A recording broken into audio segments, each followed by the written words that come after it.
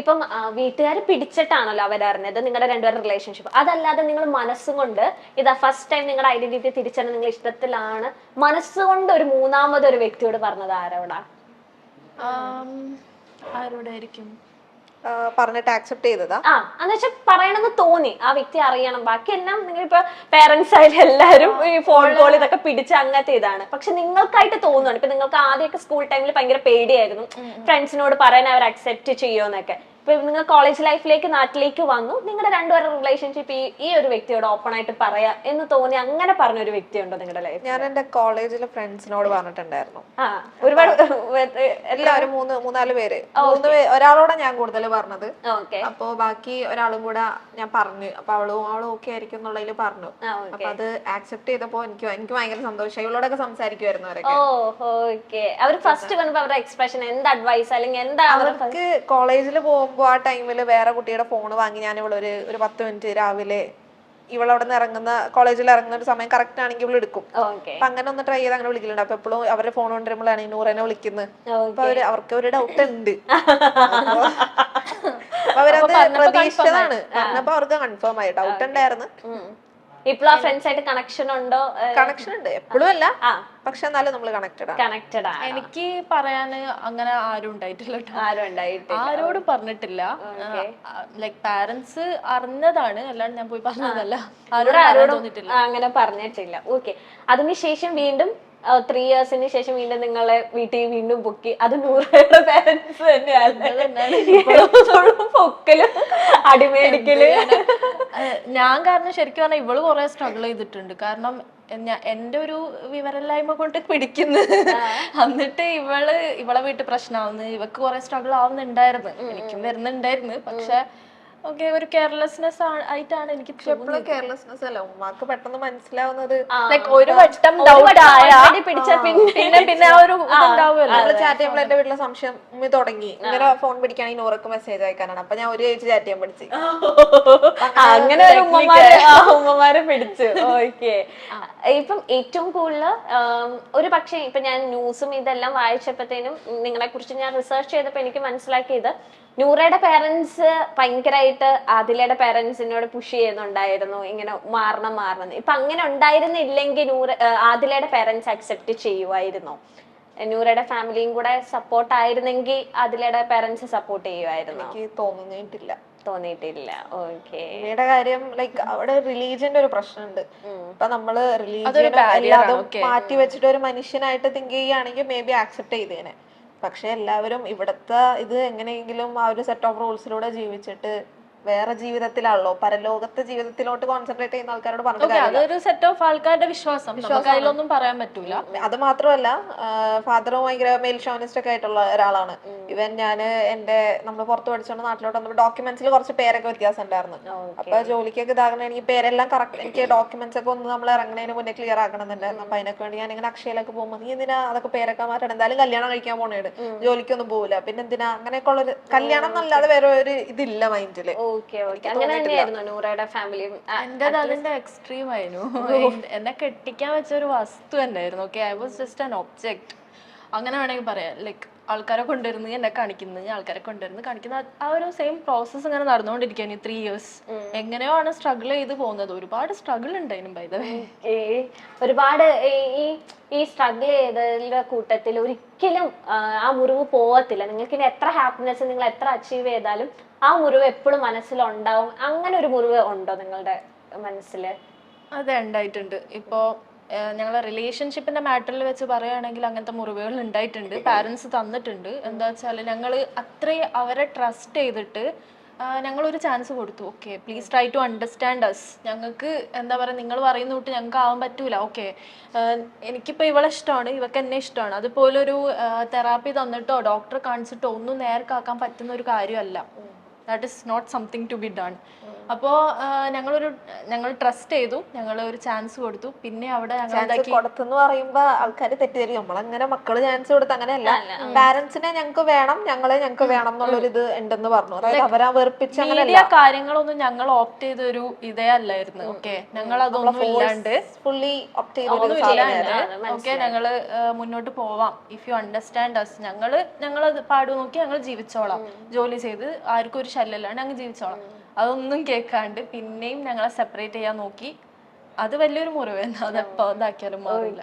ഇപ്പൊ നിങ്ങൾ 12th വരെ സൗദിയിലായിരുന്നല്ലോ, അപ്പൊ ഈ കേരളത്തിലത്തെ ലോസിനെ പറ്റി, ഇവിടത്തെ ഇങ്ങനെയൊക്കെ പോയ ഇങ്ങനത്തെ ഒരു നിയമസഹായം ഉണ്ട്, അങ്ങനെയൊക്കെ നിങ്ങൾക്ക് നോളജ് തന്നത് ആരാണ്? കമ്മ്യൂണിറ്റിയിലുള്ള ആൾക്കാർ നോളജ് തന്നിട്ടുണ്ടായിരുന്നു. നമ്മള് സ്റ്റാർട്ടിങ്ങിൽ കമ്മ്യൂണിറ്റിയിലുള്ള ആൾക്കാരല്ല, നമ്മൾ കുറെ റീസെർച്ച് ചെയ്തിട്ടുണ്ടായിരുന്നു. പക്ഷെ കൂടുതൽ കാണുന്നത് ട്രാൻസ്ജെൻഡേഴ്സിന്റെ കാര്യങ്ങൾ നമ്മൾ കണ്ടുകൊണ്ടിരുന്നത്, ഇന്റർനെറ്റിലും പെട്ടെന്ന് അവൈലബിൾ ആയിട്ടുള്ളത്. അതല്ലാതെ നമ്മുടെ നാട്ടിൽ വന്ന നമ്മുടെ അതിനൊന്നും തീരെ ഐഡിയ, ട്രാൻസ്ജെൻഡേഴ്സിന്റെ ഇത് മാത്രമേ ഉള്ളൂ വേറെ ഒന്നും ഇല്ലല്ലോ. അപ്പൊ അങ്ങനെ കുറച്ചിങ്ങനെ റീസെർച്ച് ഒക്കെ ചെയ്ത് വന്നപ്പോ അത് കുഴപ്പമൊന്നുമില്ല, ലീഗലൈസ് ചെയ്തിട്ടാണ്. നമ്മളും കുറച്ച് സ്റ്റഡീസ് ഒക്കെ നടത്തി, അങ്ങനെ നമുക്ക് മനസ്സിലായി. അപ്പൊ ഇത്രയും സ്ട്രിക്റ്റ് ആണല്ലോ, അപ്പൊ നിങ്ങളുടെ രണ്ടുപേരുടെ വീട്ടിൽ ഇത്രയും പൂട്ടിട്ട്, അപ്പൊ എങ്ങനെ ഒരു ഫസ്റ്റ് ഒരു മീഡിയ അപ്രോച്ചിലേക്ക് അതിലേക്ക് എങ്ങനെ എത്തിപ്പെടാം? കാരണം പേരൻസിന്റെ കണ്ണു വെട്ടിച്ച് വേണമല്ലോ നിങ്ങൾക്ക് ഓരോ കാര്യങ്ങളും ചെയ്യാനായിട്ട്. ഇവളാണ് ഫസ്റ്റ് ലൈക് മീഡിയയിലൊരു ഞാൻ ആക്ച്വലി FB-യില് ഒരു വീഡിയോ ഇട്ടതാ, ഇൻസ്റ്റാഗ്രാമില്. അതിനുശേഷമാണ് നമ്മൾ മീഡിയയിലോട്ട് പോകുന്നത്. അപ്പൊ അവിടെ വന്നു, ലൈക്ക് ഞാൻ ഈ ക്യാമറയുടെ മുന്നിൽ ഫോട്ടോ എടുക്കാൻ എനിക്ക് ഭയങ്കര ബുദ്ധിമുട്ടുള്ള ഒരാളായിരുന്നു പണ്ട് കേട്ടോ. അത് ഭയങ്കര എന്തോ പോലെയായിരുന്നു എനിക്ക് ഫോട്ടോ എടുക്കാനും വീഡിയോ എടുക്കാനൊക്കെ ഭയങ്കര അങ്ങനത്തെ ഒരു ഇതില് കഴിക്കാനോ വെറുതെ ഒരു ഇങ്ങനെ എടുക്കും, അങ്ങനത്തെ ഒരു ഇതായിരുന്നു. പക്ഷെ അപ്പൊ ആ ഒരു നേരത്ത് എനിക്ക് എന്ത് സ്ട്രെങ്ത്തിലാണ് ഞാൻ അത് പറഞ്ഞതെന്ന് എനിക്കറിയില്ല, ഇപ്പോഴും എനിക്കറിയില്ല. ലൈക്ക് ഇത്രത്തോളം അതിന്റെ ഇടയ്ക്ക് ഞാൻ അബ്യൂസ്ഡ് ആയിട്ടുണ്ട് ആ ഒരു ടൈമില്. പിന്നെ പിന്നെ വേറെ റിലേറ്റീവ്സ് ഉണ്ട്, എളാപ്പാന്ന് പറയുന്ന ആൾക്കാരുണ്ട്. അവരൊക്കെ മോശമായിട്ട് വാ നമുക്ക് ഹോട്ടലിൽ പോവാ, നിങ്ങൾക്ക് ഞാൻ വേണമെങ്കിൽ നിങ്ങളുടെ ഭർത്താവായിട്ട് നിക്കാന്നുള്ള രീതിക്കൊക്കെ സംസാരിച്ചിട്ടുണ്ട്. പിന്നെ വിചാരം ഒരു കൂടെ കിടന്ന എന്തോ മാറും എന്നുള്ളൊരു സംഗതി. ഇതൊക്കെ നമ്മൾ കേട്ടും ഇത്ര അനുഭവിച്ച് വന്ന് നിൽക്കുമ്പോ എന്ത് സ്ട്രെങ്ത്തിലാണ് ഞാൻ പറഞ്ഞത് എനിക്ക് ഇപ്പോഴും അറിയില്ല. പക്ഷെ ആ ഒരു സംഭവങ്ങളൊക്കെ ആയിരിക്കും എന്നെ അങ്ങനെ ഷേപ്പ് ചെയ്ത് എനിക്കത് പറയാനുള്ള ഒരു സ്ട്രെങ്ത് തന്നതും അങ്ങനെയാണെന്നാണ് എനിക്ക് തോന്നുന്നത്. അതെ അതെ, ആ ന്യൂസിലൊക്കെ ഭയങ്കര മെച്യൂർഡ് ആയിട്ട് ഓരോ കാര്യങ്ങളും, അതിലാണ് ഏറ്റവും കൂടുതൽ, കാരണം നൂറേനെ ഇല്ലായിരുന്നല്ലോ, അപ്പൊ ഭയങ്കര മെച്യൂർഡ് ആയിട്ടാണ് സംസാരിച്ചത്. അപ്പൊ ഞാൻ ആ ന്യൂസ് വായിച്ചപ്പം ഒരുപാട് പേരെ കമന്റ്സ്, ഇപ്പം ഒരുപാട് ഞങ്ങൾ ഇങ്ങനെ ഇന്റർവ്യൂസ് ചെയ്യുമ്പോഴത്തേനും ഇപ്പൊ നമ്മൾ ഓരോ കാര്യങ്ങളും അടിയിലെ കമന്റ്സ് വരുമല്ലോ, നിങ്ങൾക്ക് ഇരുന്ന് ചിരിക്കാം, സ്വന്തം കുടുംബത്തിൽ വന്നാലാണ് ആ വേദന അറിയുള്ളൂ എന്നാണ് എല്ലാ ഇന്റർവ്യൂസിന്റെ അടിയിലും ഞാൻ കണ്ടത്. ഇപ്പൊ ഏതൊരു അവതാരിക പറഞ്ഞാലും നിങ്ങൾക്ക് ഇവരെ ഇത് ചെയ്യാം, സ്വന്തം കുടുംബത്തിൽ വന്നിട്ടുണ്ടെങ്കിൽ എന്ത് ചെയ്യും, അപ്പൊ അങ്ങനത്തെ ഒരുപാട് കമന്റ്സ് നിങ്ങളും കണ്ടിട്ടുണ്ടാവൂല ഇപ്പൊ ഓരോ ഇന്റർവ്യൂസിന്റെ തന്നെ. അപ്പൊ അങ്ങനെ കമന്റ്സ് ഇടുന്നവരോട് എന്താ പറയാനുള്ളത്? ഇതിൽ വരുന്നത് ഇത് പറയുന്നുണ്ടല്ലോ, ഞങ്ങൾക്ക് വന്നത് ഞങ്ങൾക്കേ അറിയുള്ളൂ, അവർക്ക് എങ്ങനെ ഇരുന്ന് പറയാം. ഇപ്പൊ ഞാനും ഇവളോ ഗോത്രൂ ചെയ്ത് രണ്ടും എൻ്റെ ഡിഫറെന്റ് സാധനമാണ്. ഒരുമിച്ചുള്ളപ്പോൾ അത് ഗോത്രൂ ചെയ്ത് സിമിലാരിറ്റീസ് ഉണ്ട്, പക്ഷെ നമ്മളെ എഫക്ട് ചെയ്യുന്നത് ഡിഫറെന്റ്ലി ആയിരിക്കും. അപ്പൊ അത് ഇങ്ങനെ ആൾക്കാർക്ക് കമന്റ് ചെയ്യാം. That's it. ഇപ്പോഴും ഞങ്ങളെ സം പാർട്സ് ആർ മിസ്സിംഗ്, അങ്ങനെയാണ് പറയുന്നത്. വി ആർ നോട്ട് കംപ്ലീറ്റ് കാരണം ട്രോമ എഫക്റ്റഡ് ആണ്. ലോട്ട് ഓഫ് തിങ്സ് ഞങ്ങൾക്ക് സ്ട്രഗിൾ ആയി വന്നിട്ടുണ്ട്, ഇപ്പോഴും അത് ഞങ്ങളെ എഫക്ട് ചെയ്യാറുണ്ട്. ഓക്കെ, അതും ഞങ്ങളതൊന്നും ഓവർ എക്സ്പ്രസ് ചെയ്യാറൊന്നുമില്ല, യൂട്യൂബിലാണെങ്കിലും എവിടെ ആണെങ്കിലും ഞങ്ങൾ ഓവർ അത് പറഞ്ഞ് കരച്ചില് വീഴ്ചില് അതൊന്നും ഞങ്ങൾക്ക് താല്പര്യമല്ല. ഓക്കെ, കഴിഞ്ഞത് കഴിഞ്ഞു, we just have to move on, അത്രേ ഉള്ളൂ. പിന്നെ ഈ പറയുന്നുണ്ടല്ലോ നിങ്ങളെ വീട്ടിലും ഇങ്ങനത്തെ ആൾക്കാരുണ്ടാവണം, അങ്ങനെ പറയുന്ന ആൾക്കാരുണ്ട്. Okay, let it be. Like ഇപ്പൊ ഈ പറയുന്ന ആൾക്കാരെ വീട്ടിലാണെങ്കിലും കമ്മ്യൂണിറ്റിയിലുള്ള ആൾക്കാരുണ്ടെങ്കിൽ ഇവരെന്താക്കും, കൊല്ലു എന്തെങ്കിലും ചെയ്യാൻ പറ്റില്ല. ഇവര് കൊല്ലു, കൊല്ലാണ് കൊല്ലട്ടെ, എന്നാ പിന്നെ അതിന്റെ നിയമത്തിന്റെ സ്ട്രഗിൾ ചെയ്യണ്ടല്ലോ, കൊന്നാട് പിന്നെ ഒന്നും അറിയേണ്ട ആവശ്യമില്ലല്ലോ. പിന്നെ അവർക്ക് ആ ഗിൽറ്റ് വെച്ചിട്ട് ജീവിക്കാൻ പറ്റുകയാണെങ്കിൽ ജീവിക്കട്ടെ. അല്ലെ, നിങ്ങൾക്ക് ഇപ്പൊ ഒന്നിക്കാൻ പറ്റില്ലെങ്കിൽ നമുക്ക് സൂയിസൈഡ് ചെയ്യാം, അങ്ങനത്തെ ഒരു പോയിന്റിലേക്ക് നിങ്ങൾ എത്തിയിരുന്നോ? എന്ത് തന്നെ ആരെങ്കിലും കൊല്ലാൻ വന്നാലും അത് നല്ലോണം എന്തെങ്കിലും കാണിച്ച് നമ്മളത് ഇതാക്കിയിട്ട് നമുക്ക് ഒരുമിക്കണം എന്ന് ഞങ്ങൾ സംസാരിച്ചിട്ടുള്ളൂ. സൂയിസൈഡ് അങ്ങനെ ഒന്നുമില്ല, എന്ത് വന്നാലും ഒരുമിക്കണം. ഇപ്പൊ എന്നെ തട്ടിക്കൊണ്ടുപോയ ടൈമിലും ഞങ്ങൾ ഒരുമിച്ചാവുന്നുള്ള ആ ഒരു തോട്ട് ഞങ്ങൾക്ക് 10% കൂടെ ഇല്ലായിരുന്നു. Like there is no chance. ഞാൻ എവിടെയോ ആണ്, എന്നെ ആർക്കും അറിഞ്ഞൂടാ, ഞാനൊരു റൂമിന്റെ ഉള്ളിലാണ്, nobody knows where I am. ഇവക്കും അറിഞ്ഞൂടാ, ഇവക്ക് ഫോൺ കിട്ടുന്നുണ്ടോന്ന് അറിഞ്ഞൂടാ, ഇവളെവിടാന്ന് അറിഞ്ഞൂടാ, അപ്പോൾ ഒന്നും അറിഞ്ഞൂടാ. അപ്പോൾ എന്താണ് എങ്ങനെയാണെന്നൊന്നും അറിഞ്ഞൂടാത്തൊരു സിറ്റുവേഷനിലായിരുന്നു. അപ്പൊ ആ സമയത്ത് അറിയുന്നുണ്ടോ നൂറ ഇവിടെ ഇങ്ങനെ മീഡിയയിൽ ഇടുന്നുണ്ട്, മീഡിയ ചാനലിൽ ഇന്റർവ്യൂ, അല്ല സോറി അതിലിങ്ങനെ എനിക്ക് അറിയുന്നുണ്ടായിരുന്നു. എനിക്ക് ആ ന്യൂസ് മാത്രം കിട്ടുന്നുണ്ട്. മോളോട് പറഞ്ഞത് ഞാൻ ഇവളുടെ ലോഞ്ചറീസ് ഉള്ള പിക്ക് എന്താ എക്സ്പോസ് സംഭവം ചെയ്ത് അങ്ങനെയൊക്കെ പറഞ്ഞു. ഭയങ്കര മോശമാക്കിയിട്ടാണ് എന്നോട് വന്ന് പറയുന്നത്. Okay. സോ വാട്ട്, ഞാൻ അവളുമായിട്ട് പിരിയുമല്ലോ, എനിക്ക് ഭയങ്കര ബാഡ് ആയിട്ട് ഫീൽ ചെയ്യും, ഞാന് ലൈക് പിരിയുന്നൊക്കെയാണോ ദേഷ്യം കയറ്റാൻ വേണ്ടിട്ട്. But I know right what she is. അതാണ് ഏറ്റവും വലിയ ഒരു സ്ട്രോങ്. അല്ലെങ്കിൽ ഒന്ന് ഈ പാരന്റ്സ് ഇപ്പൊ നൂറ എന്താ അന്ന് അറിയുന്നില്ലല്ലോ പുറത്ത് എന്താണ് ആദില ചെയ്യുന്നത്, അല്ലെങ്കിൽ ഇപ്പൊ ഇത്രയും ന്യൂസ് ഷെയർ ചെയ്യുന്നുണ്ടെന്ന് അറിയുന്നില്ല. പാരന്റ്സ് പറയുന്നത് മാത്രമാണ് കേൾക്കുന്നുള്ളൂ അല്ലെ. പാരന്റ്സ് അങ്ങനെ ഒരു ഗെയിം ഇടയ്ക്ക് കളിച്ചായിരുന്നല്ലേ? പാരന്റ്സ് മാത്രല്ല, റിലേറ്റീവ്സും ഒരു സെറ്റ് ഓഫ് റിലേറ്റീവ്സ് അവിടുത്തെ ഒരു ഫാമിലി ഭരിക്കുന്നത് പെണ്ണുങ്ങളാണ്. അവരാ ആണുങ്ങൾക്ക് അത്ര റോളില്ല. അപ്പൊ ആ ഒരു ഇതില് മൂത്തുമ്മയാണെങ്കിലും ഉമ്മയാണെങ്കിലും ഇവരൊക്കെയാണ് നമ്മുടെ ഈ ഡാഗിനി കുട്ടസ് എന്നൊക്കെ പറയൂലേ, അങ്ങനത്തുള്ള സംഭവങ്ങള് ഓലാണ് നല്ല റോൾ. ഇപ്പൊ എനിക്ക് കൺവേർഷൻ തെറാപ്പി ഇല്ലേ, അതൊക്കെ തന്നാൽ ശരിയാവും, അല്ലെ ഡോക്ടറെ കാണിച്ച ശരി, എന്തോ ഭാഗ്യത്തിന് അതിന്റെ വേർഡ്സ് ഒന്നും എത്തിയില്ല, എന്തോ എന്റെ ഭാഗ്യത്തിന്. ഇങ്ങനെയൊക്കെ ചെയ്തിട്ടുണ്ടെങ്കിൽ നിങ്ങളുടെ ആ ഒരു അഫെക്ഷനും കാര്യങ്ങളൊക്കെ മാറുമോ? എങ്ങനെയാ അത്? അറിയൂല, അങ്ങനെ ചെയ്താൽ മാറൂല. ടു ബി ഫ്രാങ്ക്, എനിക്ക് അറിയാൻ പാടില്ല എന്താണ് ഇവർ ഉദ്ദേശിക്കുന്നത്. മേ ബി നമ്മളെന്തോ ഹിപ്നോട്ടൈസ് ചെയ്തിട്ട് for that time being or something നമ്മളെ മറപ്പിക്കാൻ മതി, but not for a long time, you know.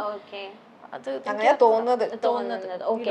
ഇപ്പൊ നിങ്ങളുടെ ചാനൽ ഫോളോ ചെയ്യുന്നവർക്ക് അറിയാം, നിങ്ങൾ ഇത് മാത്രമല്ല ഈ ഒരു ടോപ്പിക്കിലല്ല, നിങ്ങൾ ചെറുപ്പം മുതലേ കുറച്ച് എന്താ പറയാ ഫ്രീഡം അനുഭവിക്കാത്ത ആൾക്കാരാണ്. ഒരുപാട് റെസ്ട്രിക്ഷൻസ്, അതിൽ തന്നെ പറഞ്ഞ 8th സ്റ്റാൻഡേർഡിൽ എനിക്ക് വീട്ടിൽ നിന്ന് ഇറങ്ങി പോകാനൊക്കെ തോന്നി. അപ്പൊ അങ്ങനത്തെ സ്റ്റോറീസ് നിങ്ങളെ ഫോളോ ചെയ്യുന്നവർക്ക് മാത്രമാണ് നിങ്ങളുടെ ആ ഒരു ബാക്ക്ഗ്രൗണ്ട് വരും. അല്ലാതെ ഈ ഒരു വിഷയം സ്പ്രെഡ് ആയപ്പോ ഒരുപാട് പേര് പറഞ്ഞത് ഇത്രയും വളർത്തി വലുതാക്കിയ മാതാപിതാക്കൾ ഇത്രയും പൊന്നുപോലെ നോക്കി, അവർക്ക് അവരുടെ സ്വപ്നങ്ങളുണ്ട്, അതെല്ലാം തകർത്തിട്ട് ഒരു സുപ്രഭാതത്തിൽ നിങ്ങൾ ഇങ്ങനെ ചെയ്തു എന്ന് പോർട്രേറ്റ് ചെയ്ത് അങ്ങനെ മനസ്സിലാക്കിയേക്കണ ഒരു വിഭാഗമുണ്ട്.